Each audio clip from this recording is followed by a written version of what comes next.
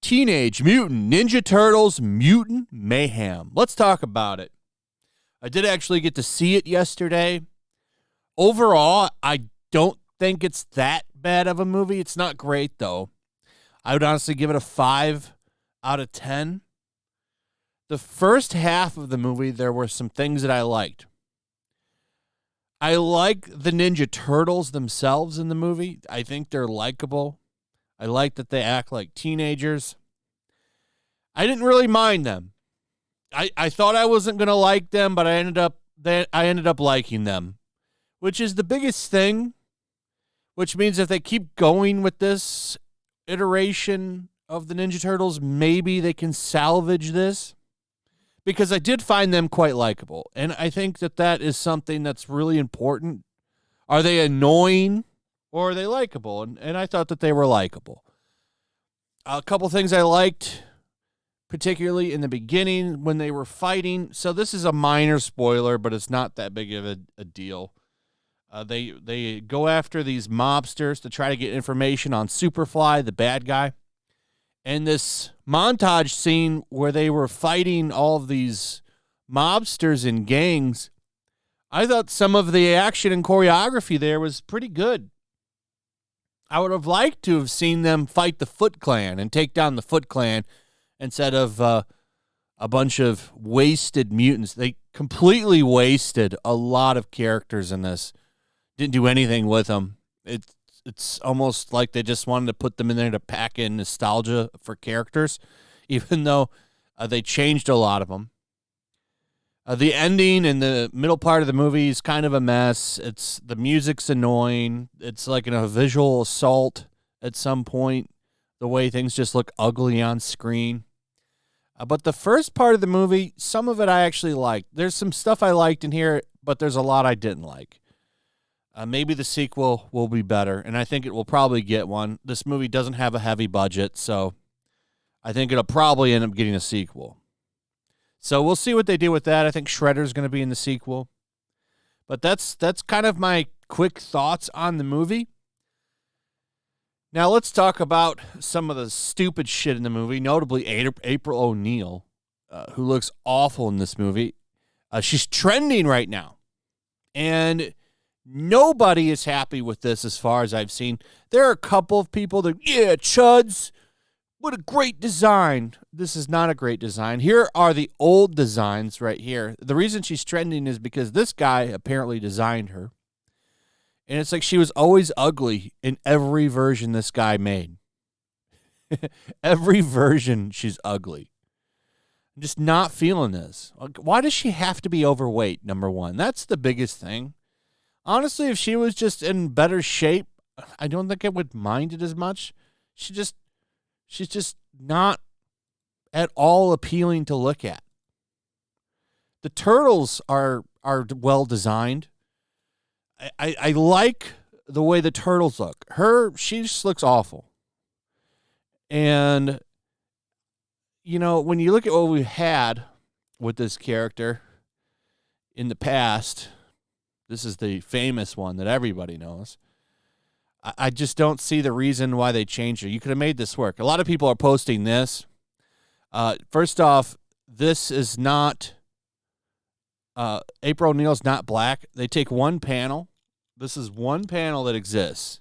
And this is what always is the go-to for evidence. This was an error. Also, Eastman and Laird, I don't think colored this. So, you know, they go with this because perms were a thing in the 80s. That means she's black. This is a perm. Because women don't get them anymore. Doesn't change the fact that she wasn't mixed back in the day. But now this argument's jumping up again. Eastman and Laird have debunked this, but everyone's going to run with it. See, here's another one right here. Come on. Like, here's her with a different hairstyle. So, just saying. But everyone's like, here's a okay April. Even the other one, this one over here to the right, this is the new, like, modern April. I would take that over the one that's in the movie, for sure. Hopefully, you know, should get a little bit more in shape for the sequel. Now, the other big thing that's going on with this movie is the Splinter stuff. Everyone's jumping around saying, oh, people got it wrong and all this shit. So in the movie, they do refer to the scumbug cockroach as a female. So everyone's saying, oh, they got it wrong. When I reported on this, multiple people were saying that it is a male cockroach. There are posters that say it's a male cockroach. There were several reviews saying that it was. I'm going off what was reported. But when you look into this, it's like, and I agree with this. So Tom from Midnight's Edge believes that they walked it back, that they got cold feet.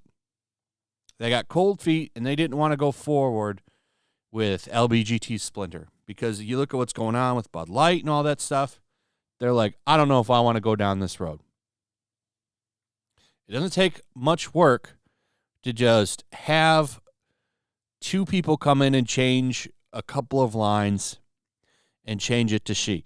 Because a guy dubs that voice. It's a guy that plays the character in the movie. Scumbug has always been a guy.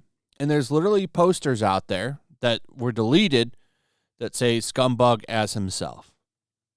So it's not our fault that the marketing for the movie messed it up. But you've now got outlets like this one. This is from LGBTQ Nation. Was Splinter meant to be gay in the new Teenage Mutant Ninja Turtles movie? Paramount claims it's all a big misunderstanding. One fan theory is that they were afraid of backlash. I agree with this. I think they were afraid of backlash. Everything that comes out for modern entertainment has representation in it, even in a movie like this. So one of them has got to swing both ways or something. And, that makes Splinter. Splinter's the worst character in the movie. I liked the 4 Turtles. I thought they did a good job with them. Splinter, they did a terrible job with. This is by far the worst Master Splinter I've ever seen in a Ninja Turtles incarnation. But now they're getting some backlash because, well, why couldn't Splinter be gay? They should have done that. And at least this outlet is honestly talking about the theory that maybe they changed it because they were afraid of backlash. They were afraid of the backlash. Look what's happening to Bud Light. Bud Light has lost so much market value and it's stayed down for so long that reports are saying Bud Light's just going to give up. They recognize now that no matter what they do, it won't fix the backlash, even with or without Dylan. They've just lost it, and they're accepting it, that their market share has shrunk. And Paramount, at the end of the day, wants to make some money. I would not be shocked if they pulled rank and said, you've got to change this. Or maybe it was all a mistake. I don't know. I think there's something weird going on there. I really do. They didn't want to lose money. And Splinter with a dude cockroach. The cockroach itself is nasty. The thing spits green slime out of its mouth all the time in the movie, and he makes out with it. And it even makes the noise it makes when it spits the green slime when he kisses it and makes out with it. And it's full-on lip locking. It ain't a little peck. It's quite gross. So, I think that theory is pretty valid. I do. But Paramount caused all of this themselves.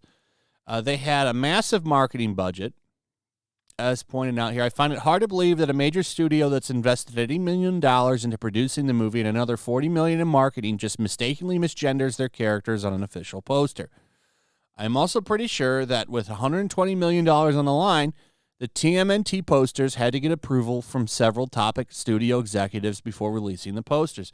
That's 100% true. They all have to approve that shit. Marketing is a big deal. So, yeah, I think there is something going on there.